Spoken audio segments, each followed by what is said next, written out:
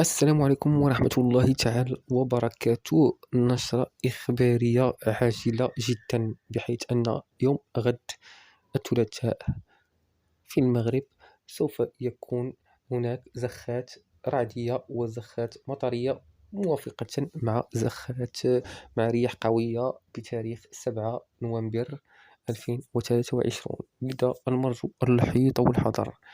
فهنالك أخبار تقول أن طرق السير ستكون محبوسة، وأن مدينة الصويرة وآسفي ستعم بهما رياح كبيرة وقوية.